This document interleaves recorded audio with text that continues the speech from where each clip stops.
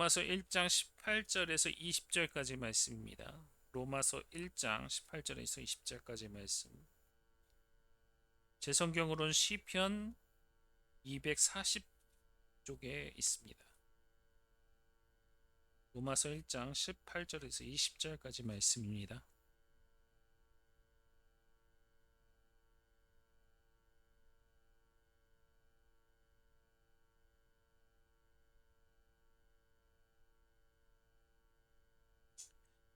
같이 봉독하겠습니다. 하나님의 진노가 불의로 진리를 막는 사람들의 모든 경건하지 않음과 불의에 대하여 하늘로부터 나나니 이는 하나님을 알만한 것이 그들 속에 보임이라. 하나님께서 이를 그들에게 보이셨느니라. 창세로부터 그의 보이지 아니하는 것들 곧 그의 영원하신 능력과 신성이 그가 만드신 만물에 분명히 보여 알려졌나니 그러므로 그들이 핑계하지 못할지니라. 아멘. 기도하겠습니다. 하나님 아버지 감사합니다. 하나님께서 모든 것을 주관하시고 이끄시는 줄 믿고 고백합니다. 이 말씀 속에서도 하나님의 대언이 완벽하게 이루어질 수 있도록 이 입술을 주관하셨고 제 생각이 아닌 오로지 하나님의 뜻과 하나님의 권세로 모든 것이 선포하여 능력 가운데 나타날 수 있도록 하나님께서 채워주신 줄 믿사오며 살아계신 우리 주 예수님의 이름으로 간절히 기도합니다. 아멘. 오늘은 수련회도 있고 했으니까 한 주 쉬는 타이밍으로 처음에는 할까 했는데 굉장히 오늘 이제 많이 한 주 동안 이런저런 생활을 하다 보니까 자꾸 이런 생각이 떠오르고 유튜브 알고리즘으로도 떠오르고 또 상황 속에서도 계속 나와서 하나님께서 이런 말씀을 하라 하시는 건가 해서 말씀을 전하게 되었어요. 제목이 세계는 침묵하지 않습니다 라는 것인데 무엇일 것 같나요? 오늘 이 말씀 자체가 어떻게 보면 변증의 말씀이에요. 솔직히 요즘 학교에서 과학을 배우고 실험실에서 이것저것 다 하는데 증명할 수 없는 것들은 믿을 수 없다라는 사실이 요즘에는 기본적으로 깔려 있어요. 그래서 그런지 많은 사람들이 과학이 이렇게 발전했는데 왜 하나님을 믿어야 하냐라는 말을 많이 해요. 그리고 하나님을 본 적이 없는데 어떻게 믿느냐라고 얘기를 한단 말이에요. 고통과 악이 이렇게 많은데 왜 하나님께서는 활동하지 않는 것 같은지 이해를 못해요. 종교는 결국 인간이 만든 거 아니냐라고 얘기를 하는 거죠. 기독교인으로 보면 이 질문들은 절대 가볍지가 않아요. 쉽게 설명할 수도 없고 쉽게 이야기할 수도 없어요. 똑똑한 사람들이 오랫동안 생각해온 것들을 입에서 입으로 생각에서 생각으로 전해져 오다 보니 이야기하기가 쉽지가 않아요. 이런 질문들과 우리는 늘 싸워야 돼요. 왜냐하면 내 주변에 많은 이들이 믿지 않는 분들이기 때문에 그렇죠. 아니, 믿는다고 하더라도 믿음은 과학과 전혀 다르다고 생각을 하는 사람들이 많습니다. 그래서 이런 질문들, 이런 생각들에 대한 성경에서는 어떻게 이야기하는지를 한번 보려고 하는 거예요. 과학은 우리에게 아주 귀한 것들을 많이 알려줬죠. 거기다가 과학이 닿지 못한 자리는 현재 이 지구상에서 존재하지 않을 정도라고 이야기할 정도예요. 이 자리에서 모든 것을 과학으로 대부분은 설명이 가능해요. 그런데 이렇게 과학이 발전되었는데 왜 하나님을 믿어야 할까요? 이런 질문은 이렇게 얘기할 수 있어요. 예전에는 모르는 것들이 하나님으로 설명을 했습니다. 근데 번개가 왜 치는지, 질병이 왜 생기는지, 이제는 다 과학으로 설명이 가능하거든요. 그렇다면 하나님은 더 이상 필요 없는 것 아닌가요? 라는 질문을 해요. 이것들은 빈틈의 하나님이라고 신학자들이 부르기도 한대요. 모르는 빈틈이 하나님이 계시는 것이라 생각을 한다는 거죠. 이제 그 빈틈이 과학이 자리 잡고 있기 때문에 하나님이 밀려난다는 거죠. 그런데 만약 생각을 한다면 이 기독교는 정말 심각한 문제를 가지게 돼요. 이거에 대한 설명이 과학적으로 설명할 수가 없는 것들이 아직도 많은데 왜 그런 것들은 보지 못하고 왜 다른 것들만 가까이 하는가? 먼저 시편 19편 1절에서 4절 말씀을 잠깐 보면 하늘이 하나님의 영광을 선포하고 궁창이 그의 손으로 하신 일을 나타내는도다. 날은 날에게 말하고 밤은 밤에게 지식을 전하니 언어도 없고 말씀도 없으며 들리는 소리도 없으나 그의 소리가 온 땅에 통하고 그의 말씀이 세상 끝까지 이르도다. 하나님의 해를 위하여 하늘의 장막을 베푸셨도다. 이 시편 저자, 이 시편 저자는 하늘의 움직임을 몰라서 이렇게 얘기했나요? 재밌게도요. 하늘의 마지막 말씀에 하늘의 장막을 베푸셨도다 이 말이 오히려 더 과학적이에요. 오존층을 얘기하는 거하고 똑같잖아요. 저 때는 저걸 어떻게 해서 저렇게 얘기했을까요? 그의 소리가 온 땅에 통하고 그의 말씀이 세상 끝까지 이르도다라고 또 얘기하고 있잖아요. 지난번에 사모님이 얘기하셨었는데 이 온 우주에는 소리가 저장되어 있다라는 말을 하셨어요. 어느 지점에 가면 어느 소리가 들린다고요. 근데 그것이 현재 과학적으로 증명이 됐거든요. 정확하게 어디서 나왔는지는 잘 모르겠지만 저도 듣던 얘기라 확실하진 않습니다만 그런 게 보통적으로 보편적으로 많이 이야기가 됐다는 거예요. 근데 말씀은 저렇게 얘기를 하고 있어요. 신기해요. 그런데 저런 것을 볼 게 아니라 여기서의 중심은 과학은 어떻게를 설명을 하기 때문에 그래요. 비가 어떻게 내리는가, 별이 어떻게 움직이는가, 질병이 어떻게 생기는가, 생명이 어떻게 작동하는가. 과학은 왜를 설명하지 않습니다. 어떻게를 설명하지. 이 세계의 질서를 가지고 있는가? 왜 자연 법칙은 반복하고 왜 이성은 왜 그 질서를 이해할 수 있는가? 또 수학이라는 추상적인 언어가 이 자연의 세계를 그토록 정확하게 설명하고 있는가? 지금의 이런 질문들을 가만히 곱씹고 보면요. 과학은 절대 설명하지 못해요. 그래서 우리가 최대한 똑똑한 사람이다라고 설명을 많이 할 때 하는 알버트 아인슈타인은 이렇게 얘기를 했대요. 우주에서 가장 이해할 수 없는 것은 우주가 이해 가능하다고 하는 것이다. 라고요. 예를 들어볼까요?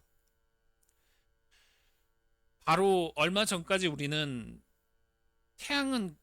지구가 가만히 있고 모든 것들이 다 움직인다고 생각을 했어요.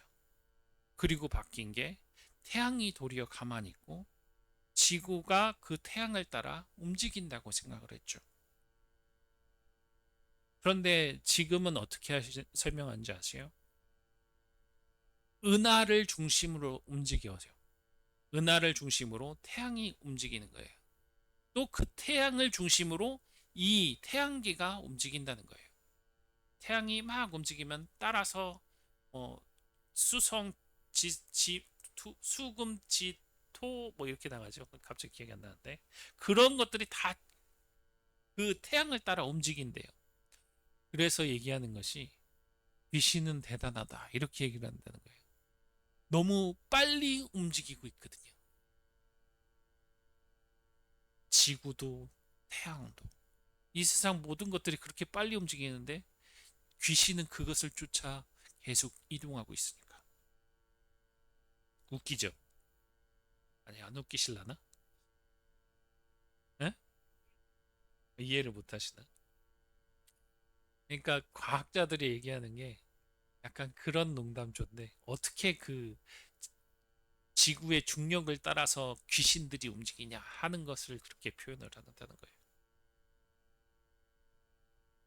어찌됐든 되게 독특한 옛날하고는 전혀 다른 과학을 설명을 하고 있어요. 왜 우주는 지금 현재는 탐사가 가능한 구조를 가지고 있는지, 왜 우주는 혼돈이 아니라 정확한 그 질서 안에 있는지조차 과학은 설명을 못해요. 과학은 질서를 전제로 얘기를 하고 있기 때문에 그래요. 질서가 없으면 과학도 증명 불가능합니다. 한번 골로새서 1장을 한번 볼게요. 골로새서 1장 16절에서 17절까지 말씀 같이 읽으실게요. 시작. 만물이 그에게서 창조되되 하늘과 땅과 보이는 것들과 보이지 않는 것들과 혹은 왕권들이나 주권들이나 통치자들이나 권세들이나 만물이 다 그로 말미암고 그를 위하여 창조되었고 또한 그가 만물보다 먼저 계시고 만물이 그 안에 섰느니라. 오늘 말씀 중에 핵심이 만물이 그 안에 함께 섰느니라 라고 얘기하는 거거든요. 스스로 존재하는 것이 이 세계는 없어요. 오로지 한 분만 계시지. 하나님 한 분만 계시지 스스로 존재할 수가 없습니다. 엔진을 구조를 안다고 해서 자동차를 만드는 사람이 사라지는 것이 아니에요. 컴퓨터 프로그램을 어떻게 작동하는지 안다고 해서 프로그래머가 필요 없어지는 것도 아닙니다. 음악의 음파를 분석할 수 있다고 해서 작곡가의 의도가 사라지진 않아요. 과학이라는 것은 그 발전하는 것에 하나님이 불필요하다는 증거는 절대 될 수가 없어요. 오히려 우리가 사는 이 세계가 얼마나 정교하게 구성이 되어 있는지를 더 명확하고 확실하게 보여주는 것이 과학이라는 것이죠. 그렇게 얘기하면은 절대 기독교는 과학의 적이 될 수가 없어요. 오히려 근대 과학의 발전에 기독교적 세계관이 더 깊이 연관되어 있답니다. 뭐 많은 사람들이 있죠. 요하네스 케플러라든가 아이작 뉴턴이라든가 마이클 패러데이라든가 그레이고 맨델이라든가 이들은 모두 그리스도인이었어요. 창조주 하나님이 지으신 그 세계가 탐구할 가능한 질서 안에 있다는 사실을 믿는 믿음으로 그 과학 연구에 임했어요. 그리고 제가 가장 저한테 가장 유명한 말 중에 하나가 의사가 마취하는 것을 깨닫게 되는 그 장면이 성경의 말씀 구절에 있는 거다. 아담이 어떻게 하와를 만들 때 갈비뼈를 뽑는데 어떻게 멀쩡한데 꺼낼 수 있었을까? 그거를 통해서 한 의사가 그 장면을 보고 깨닫고 마취제를 만들었다는 거. 이것들은 많이 이야기되는 것들이에요. 이 과학을 통해 하나님으로부터 멀어질 수 있는 것이 아니라 창조의 세계와 그 질서 속에 하나님의 손길이 더 확실하게 발견된다는 겁니다. 문제는 과학이 아니에요. 과학은 다시 말해 하나님의 증명은 될 수 있을지언정 하나님을 거부하진 않는다. 그러면 뭐가 문제일까요? 바로 과학주의라는 거예요. 과학주의가 뭐냐면 관찰되지 않은 것은 존재하지 않는다라고 얘기하는 것을 얘기합니다. 이것은 과학은 과학에 대한 이야기가 아니라 하나의 세계관이라고 할 수 있어요. 또 하나의 종교라고도 표현할 수 있습니다. 과학은 하나님이 지으신 이 세계의 작동 방식을 설명하는 도구임에도 불구하고 그 설명하는 도구가 완벽하지 않으면 설명할 수가 없음에도 불구하고 그것을 먼저 따르는 것.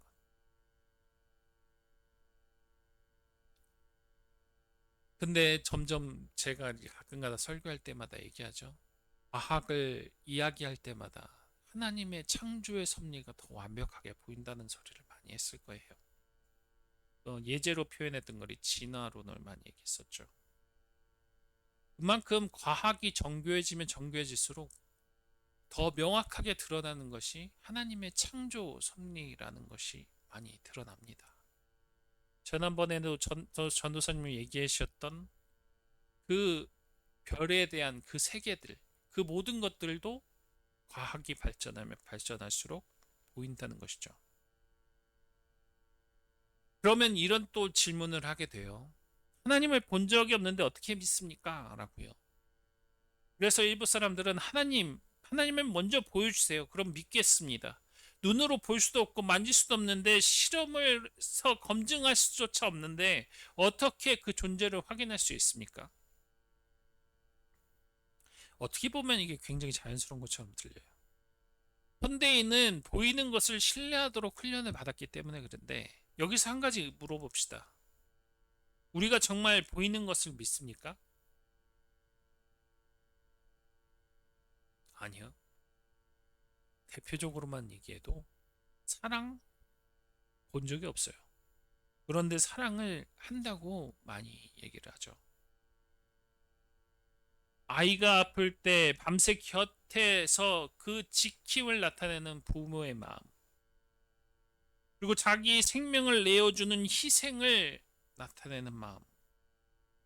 그 행동을 통해서 나타내는 모든 것들이 눈에 보이시나요?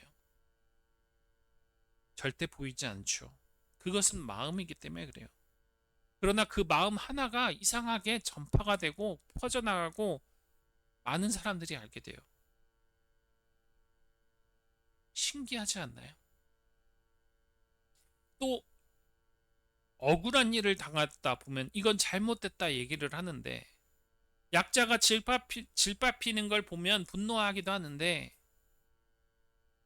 그에 대한 감각이 보이나요? 또 가장 중요한 것, 중력, 눈에 보신 적 있으세요? 중력 자체는 눈으로 절대 볼 수 없죠. 아까도 중력에 대한 얘기를 했는데 그 중력이란 것은 절대 눈으로 느낄 수 없어요. 그냥 우리가 서 있을 수 있으니까 이게 중력이라는 것이 있구나라고 생각할 뿐 볼 수는 없습니다.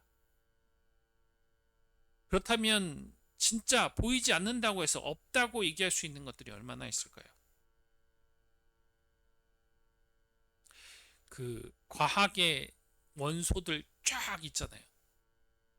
그거 이외의 것들이 존재한다고 얘기를 하거든요.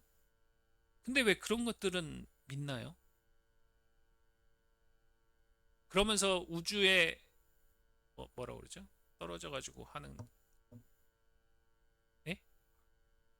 아니 만율리의 법칙 말고 그 우주에서 떨어지는 거 뭐라 그러더라? 유성이 갑자기 기억이 안 나네. 유성 유성 안에서 일부 우리나라에 존재하지 않는 물질들을 복원한다고 합니다.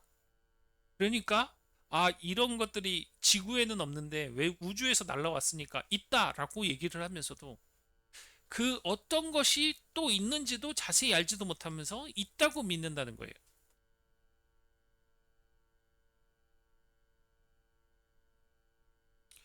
그럼 참 특이하지 않을 수가 없어요.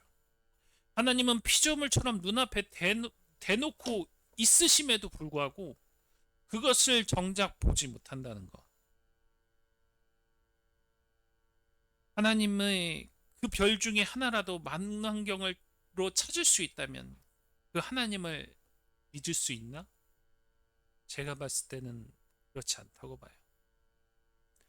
자기 머릿속대로, 자기의 망상대로, 자기의 생각대로 온전히 믿지 못하면 믿지 못하는 거고 믿을 수 있다고 생각한다면 믿을 수 있는 겁니다. 물론 하나님을 향한 믿음은 또 다른 예외이네요. 이것은 하나님의 역사하심만이 가능한 믿음이거든요. 그것이 하나님이고 그것이 하나님께서 창조한 우리 이런 관계입니다. 하나님을 실험실에서 측정해달라? 이런 것은 도리어 희한하게도 하나님을 망령되이 부르는 것과 다르지 않아요. 멕시코의 한 작은 코미디언이 이 하나님을 희한하게 이제 코미디 요소로 쓰려고 막 떼요. 그런데 갑자기 목소리가 나오지 않는 거예요. 말을 하면은 어느 정도 나오는데 그 특정 코미디를 다시 시작하려면 나오질 않는 거예요. 그것이 우연치 않게 영상으로 찍혀서 돌아다니기도 합니다. 상당히 오래된 영상인데 그것은 또 어떻게 설명할지.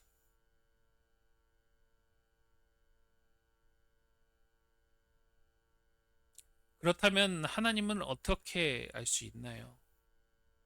하나님께서는 분명히 자신을 드러내셨습니다. 히브리서 1장 말씀에 이런 말씀이 있어요. 1장 1절에서 3절까지 말씀.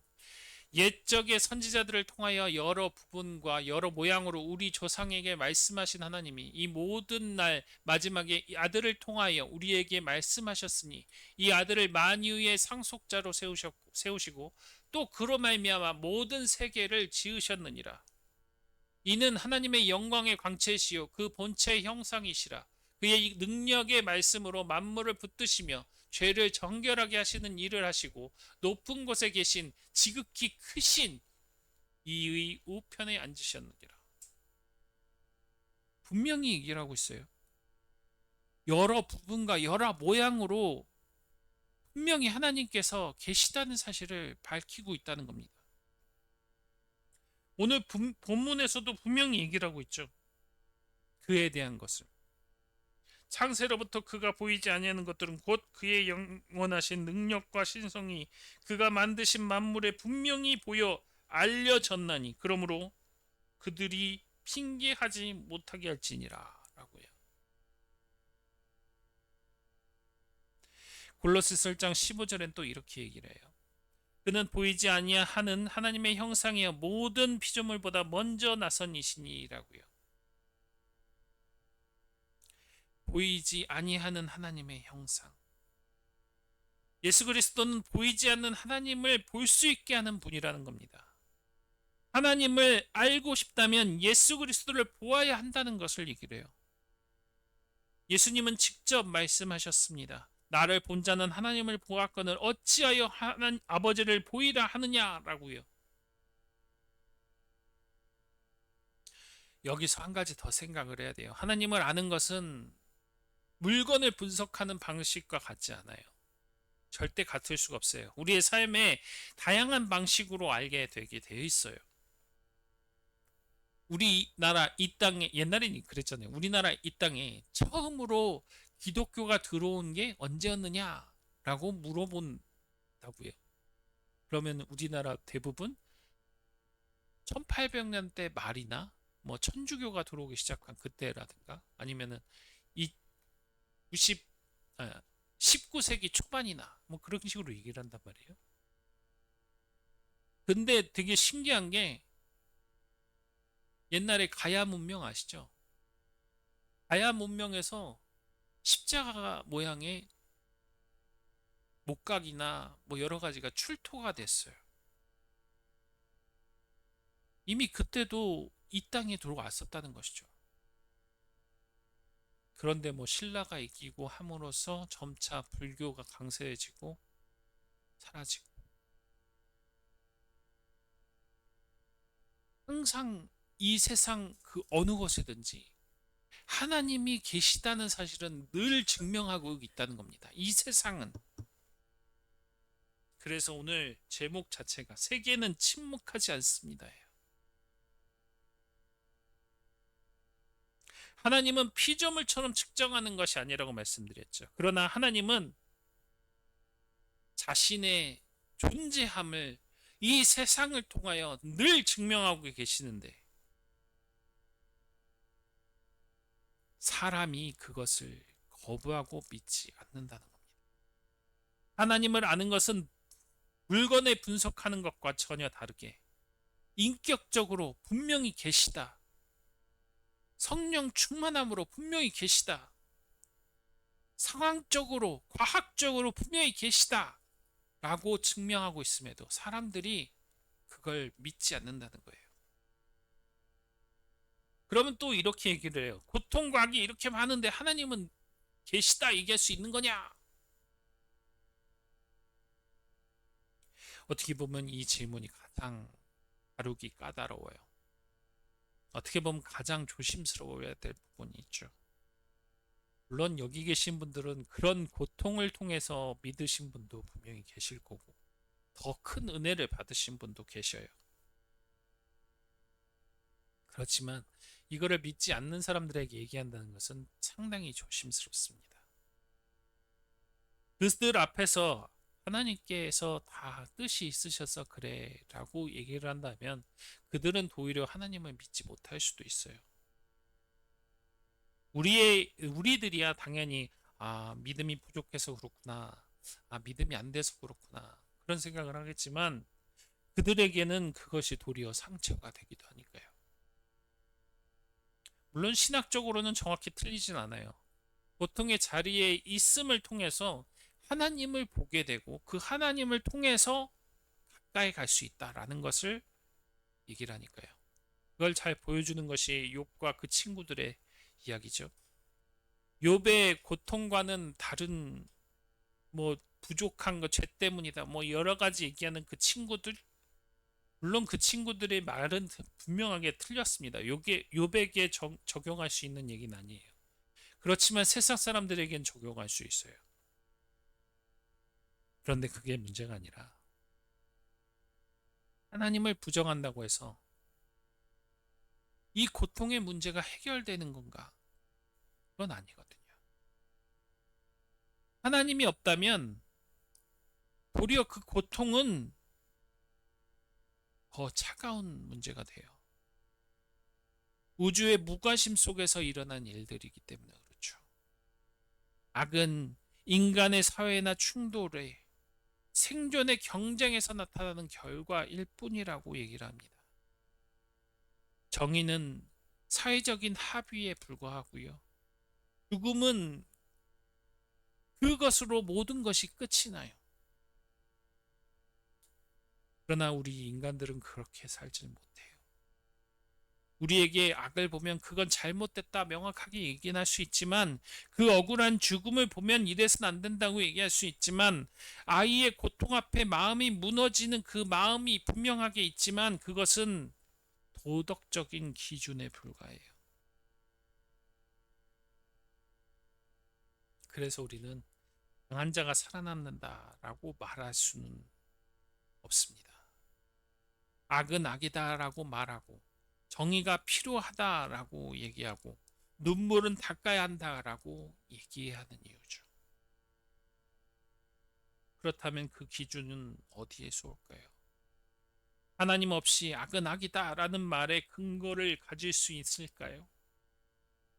고통의 문제는 하나님을 부정한다고 해결되지 않잖아요. 오히려 하나님 없이는 그 고통의 최종적인 회복도, 최종적인 심판도, 최종적인 소망도 없어지는데 그것을 그냥 단순한 말로 없다 하고 부정한다고 그것이 사라지나요? 그렇다면은 또 다른 질문을 하나 해볼게요. 성경은 분명히 고통을 부정하지는 않습니다. 오히려 성경은 놀라울 만큼 솔직하게 고통을 다뤄요. 욥은 이해할 수 없는 그 고통 속에서 하나님께 울부짖거든요. 시편 기자들은 절망 속에서 탄식합니다. 하박국은 또 이렇게까지 얘기를 하죠. 하박국 1장 2절 말씀 시작 여호와여 내가 부르짖어도 주께서 듣지 아니하시니 어느 때까지리까 내가 강포로 말미암아 외쳐도 주께서 구원하지 아니하시나이다. 이것이 믿음이 없어서 이런 소리라는 걸까요? 이죠. 성경은 이런 탄식을 기도로 받아들이고 있어요. 하나님께 질문하는 것, 하나님께 울부짖는 것, 그것도 믿음의 한 모습이라고요. 하나님을 버리고 떠나는 것이 아니라 이해되질 않더라도 하나님 앞에서 사는 것, 그것이 성경이 보여주는 믿음의 모습이에요. 또 시편 73편의 기자는 악인의 형통함을 분명히 보여주고 있어요. 착한 사람이 고통받고 악한 사람이 잘 삽니다. 그는 거의 실족한 그 뻔한 그 모습을 통해서 우리와 하나님을 발견하게 돼요. 읽습니다. 시작. 내가 어찌하여 이를 할까? 하나님의 성소가 들어갈 때에야 그들의 종말을 내가 깨달았나이다. 그는 성소에 들어갈 때 비로소 다르게 보인 거예요. 악인의 번영은 마지막이 아니에요. 그 눈에 보이는 것이 전부가 아니라는 거예요. 욥은 그 욥이 이해할 수 없는 교통 자체 속에서 자녀를 잃는 것도 재산을 잃는 것도 건강을 잃는 것도 얘기를 하는데, 그런데 욥은 이렇게 얘기를 해요. 욥기 1장 21절 말씀. 내가 모태에서 알몸으로 나와서 온즉 또한 알몸으로 그리로 돌아가올지라 주신 이도 여호와시오 거두신 이도 여호와시오니 여호와의 이름이 찬송을 받으실지니이다 하고, 또 하박국 3장 17절 18절 말씀을 보면요, 비록 무화과 나무가 무성하지 못하여 포도나무에 열매가 없으며 감람나무에 소출이 없으며 밭에 먹을 것이 없으며 우리의 양이 없으며 외양간에 소가 없을지라도 나는 여호와의 말미암아 즐거워하며 나의 구원의 하나님으로 말미암아 기뻐하리로다. 아무것도 없어도 이해되질 않아도 하나님을 붙들고 사면 그것이 이제 신앙이죠. 그것이 믿음 생활이에요. 현실을 부정하는 것이 아니라 현실보다 더 크신 하나님을 붙드는 것이 믿음 생활이라는 겁니다. 피조물이 다 이제 함께 탄식하며 함께 고통받는 것들을 우리가 다 안다고 로마서 8장 22절에 얘기를 하고 있어요. 성경은 세상을 탄식하고 있다고 얘기하는 겁니다. 믿는 사람도 탄식하고 믿지 않는 사람도 탄식하는데, 신앙은 그 고통을 모른 척하는 것이 아니라 믿는 사람들을 더욱더 쉽고 편하게 안정되게 지나가라 라고 얘기하는 거예요. 생각한 건데 현재의 고난은 장차 우리에게 나타난 영광과 비교할 수 없도다. 18절 말씀이 이렇게 나오죠. 현재 고난은 마지막이 아니라 성경의 마지막 답은 예수 그리스도와 부활임을 얘기를 하는 거예요. 사망을 삼키고 이기라고 기록된 말씀이 이루어지리라 라고 얘기하면서 예수 그리스도로 말미암아 우리에게 승리를 주신 하나님께 감사해야 된다고 또 얘기를 하고 있어요. 죽음이 절대 마지막이 아니라는 것이죠. 예수 그리스도 안에서 죽음의 권세가 무너지고 부활의 승리가 선포되는 것을 우리가 직접 해낼 때에 그것이야말로 우리가 살 수 있는 방법이기 때문에 그래요.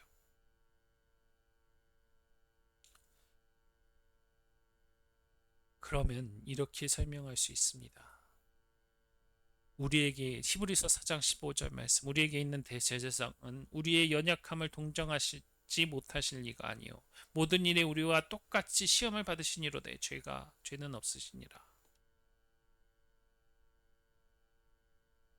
그 어떤 누구도 아니고 이 세상을 창조한 하나님이 우리의 아픔과 힘겨움을 느끼려고 직접 똑같이 시험을 받으신다는 것.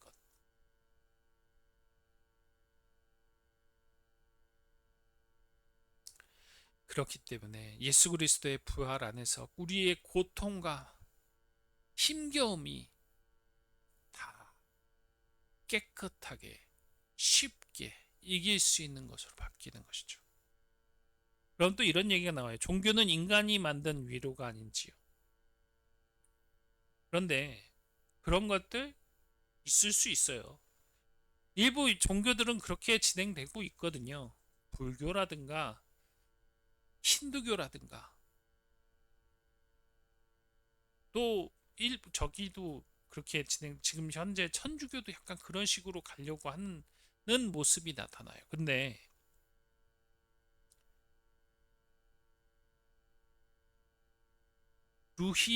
루트비히 포히마으라는 사람이 이렇게 이런 얘기를 했대요. 하나님은 인간의 이상이 투영된 것이라고 얘기를 했대요. 또 지그문트 프로이트라는 사람은 종교를 집단적 신경증이라고 불렀대요. 그런데 이 사람들의 주장도 굉장히 설득력 있게 느껴지잖아요. 그런데 잠깐 여기서 생각해야 될 게, 인간에게 위로가 필요하다는 사실이 하나님이 없다는 증거는 아니에요. 배고픔이 있다고 해서 음식이 가짜라는 뜻도 아니잖아요. 내가 지금 먹고 있으면 그 배고픔이 해결된다는 사실을 아는 것이지, 그 배고픔이, 내가 밥을 먹었는데 왜 배고프지? 목마름이 있다고 해서 물이 환상이라는 뜻은 아닙니다. 외로움이 있다고 해서 사랑이 존재하지 않는 것은 아니잖아요.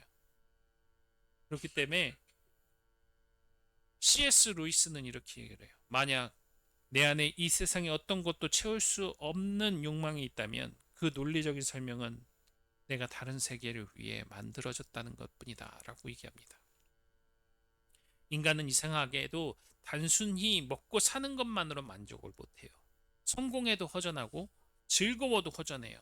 인정받아도 허전하고 아무리 많이 가져도 아무리 많은 것을 취해도 허전합니다. 그렇다면 인간에게 이런 물음을 할 수 있죠. 당신은 왜 삽니까? 당신은 왜 선하게 살아야 합니까? 당신은 죽음 위에 무엇을 할 수 있습니까? 이런 질문들은 물질적인 존재에서 나오지 않아요. 그렇기 때문에 전도서 3장 11절 말씀에 하나님께서는 이렇게 얘기를 하시는 거예요. 하나님이 모든 것을 지으시되 때를 따라 아름답게 하셨고 또 사람들에게 영원을 사모하는 마음을 주셨느니라 라고요. 영원을 사모하는 마음을 주셨대요. 이것은 창조가 그렇게 이루어졌다는 것을 얘기를 하는 거거든요. 하나님께서 그거를 해주셨는데 그것을 인간이 자기가 가로막아 놓고선 그것을 채우질 못하니까 계속 그걸 갈망한다고 얘기하는 겁니다. 기독교의 시작은 그런 것 틀부터 아예 바꾸려고 하는 것이에요. 죄를 짓고 숨은 사람들에게 하나님이 먼저 오셔서 부르셨듯이, 인간이 하나님을 찾은 것이 아니라 하나님이 인간을 찾으셨듯이, 이 방향에 대한 결정적인 증거가 여호와 하나님이 아담을 부르시면 내가 이르시되 내가 어디 있느냐라고 부르신 그 말씀에서 보이죠. 인간이 이 종교라는 것을 만들어냈다면 인간이 하나님을 향해 올라가는 이야기가 될 거예요. 인간이 더 차측해지면, 인간이 더 많이 하면, 인간이 더 수련하면, 인간이 신에 닿는 이야기가 될 겁니다. 그것이 인간이 되고 싶어하는 마음이 있기 때문에. 그런데 성경을 보셔서 알겠지만 모든 내용은 하나님이 먼저 내려오셨고 하나님께서 먼저 우리에게 가까이 오셨다는 사실을 얘기를 하고 있어요. 단지 인간이 마음이 편한 그 위로를 위해서 기독교가 만들어졌다면 세상의 하나님은 인간이 듣기 싫어하는 말씀을 하는 그 상황이 참 이해할 수가 없죠. 성경을 통해서 죄를 드러내게 하시고 회개를 요구하시고 십자가를 지라고 하시고 원수를 사랑하라고 하시고 자기를 부인하라고 하시고 인간의 심리적 욕구의 모든 것들을 다 토해내게 하시고 그것을 통해서 내 안에 있는 죄성을 뿌리뽑게 하신다는 것을 이 성경 말씀이 얘기하고 있는 것이잖아요. 베드로전서 1장 3절 말씀에 우리 주 예수 그리스도의 아버지 하나님은 찬송하리로다. 그의 많으신 긍휼대로 예수 그리스도를 죽은 자 가운데서 부활하게 하심으로 말미암아 우리를 거듭나게 하사 산 소망이 있게 하시며라는 말씀을 하시고 있어요. 살아있는 소망.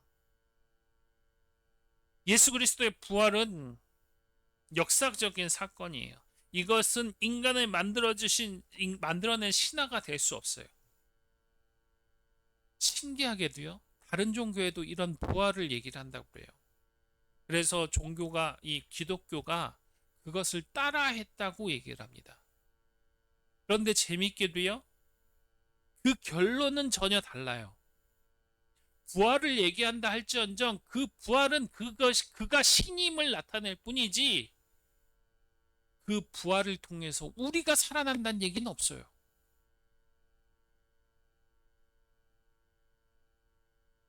방향성이 틀리잖아요. 기독교가 얘기하는 것은 그 부활과 그 생명이 그 분을 통해서 내가 살아난다는 것을 얘기합니다. 기독교가 말하는 그런 것이 진실일 수밖에 없는 이유예요. 인간에게 위로가 필요하다는 사실은 하나님이 없는 증거가 아니죠. 성경은 오히려 하나님이 인간에게 영원하신 갈망을 주셨기 때문에 하나님이 먼저 인간을 찾아주셨고 그리스도의 십자가 부활 안에서 참된 소망을 주심으로 인해서 다시 그곳으로 갈 수 있는 희망이 생겼다고 얘기합니다. 세계는 침묵하지 않습니다. 과학이 발전했는데 세상은 침묵하는 것처럼 보이지 않느냐라고 얘기하는 것은 어리석은 질문이에요. 그러나 믿지 않는 사람들에게 이런 질문을 해보세요. 과연 이 세상의 그 어떤 것도 보이지 않는 것을 명확하게 설명할 수 있느냐고. 중력이라든가 사랑이라든가. 그러나 하나님은 이 모든 것들을 우리에게 그대로 보여주시면서 증언하고 있다고 얘기합니다. 단지 우리가 보지 못하고 믿지 못할 뿐이지. 고통은 이 성경에서 그냥 얘기하는 것이 아니라 이 고통을 통해서 하나님을 보여주고 있고, 하나님께서 우리에게 위로를 하시는 이유도 다른 이유도 아니라 우리를 사랑하기 때문이라는 것을. 인간은 하나님을 만들어낸 것이 아닙니다. 하나님이 먼저 우리를 찾아오셨어요.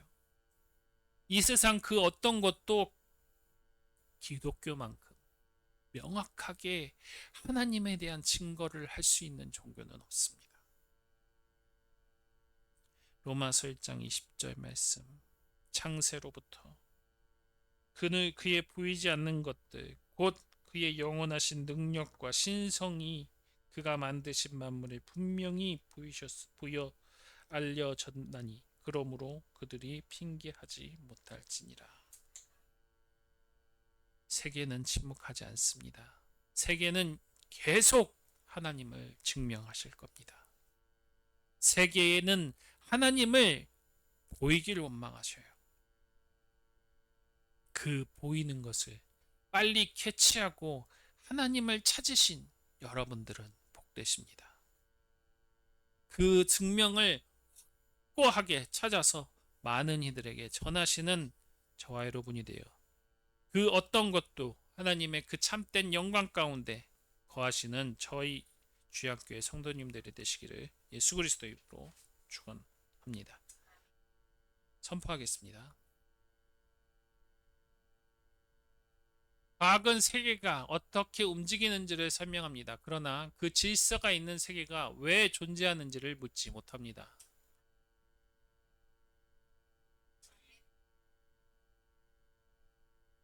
보이지 않는다고 존재하지 않는 것은 아닙니다. 하나님은 피조물처럼 측정되는 대상이 아니라 창조주시기 때문입니다.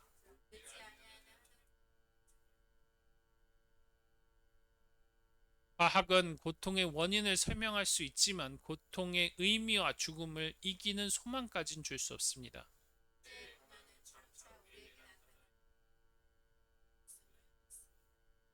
우리는 피조물을 예배하지 않고 창조주를 예배합니다. 우리는 과학을 하나님의 자리에 두지 않고 만물을 지으시고 붙드시는 하나님을 믿습니다. 아멘. 다 같이 이를 위해서 기도하도록 하겠습니다. 하나님께서는 이 세상을 창조하셨고 이 세상에 우리를 붙드시기 위해서 우리를 인도하시기 위해서 지금도 역사하시다는 그 사실, 이 세상 그 누구도 이 지금 현재 하나님이 계시다는 사실을 증명하고 있음에도 보지 못한다는 것을 그들을 위하여 다 같이 주여 부르짖고 기도하도록 하겠습니다. 주여, 하나님 아버지 감사합니다. 감사합니다. 이 세상 그 어떤 것도 하나님 없이는 움직일 수 없습니다. 참된 질서와 참된 분명함이 하나님을 통해 나타나고 있습니다. 하나님께서 역사하셨기에, 하나님께서 은혜를 내려주셨기에 우리의 삶과 우리의 은혜가 참됨을 고백합니다. 역사하시고 이끌어 주심에 감사합니다. 모든 상황 가운데, 모든 의 가운데 역사하시고 채우셔서 정말 하나님의 은혜로 들어갈 수 있는 이 세상은 하나님을 증명하고 있습니다. 하나님을 보이고 있습니다. 하나님을 나타내고 있습니다. 그러나 그것들을 보지 못하는 이들에게 그 눈을 뜨게 하시고 역사하셔 주셔서 모든 것들이 하나님의 그 역사하심 가운데 나타나고 있다는 것을 보이게 하셔서 그들의 하나님 온전한 믿음과 사랑과 역사하심을 보일 수 있도록 하옵소서. 이제 곧 하나님이 오실 예수 그리스도가 다시 오실 날이 이걸 알지 않았습니다. 그날을 위하여 하나님께 영광이 돌리오니, 그날에 하나님께 찬양 드리오니, 그날을 위하여 하나님께 영광 돌리오니 온전히 받으시고 우리의 예배 가운데 모든 것들이 하나님의 사랑과 은혜가 가득할 수 있는 그날이 될 수 있도록 역사하시고 채워주심을 믿습니다. 모든 것을 주께 받고 감사하시고 주겠습니다.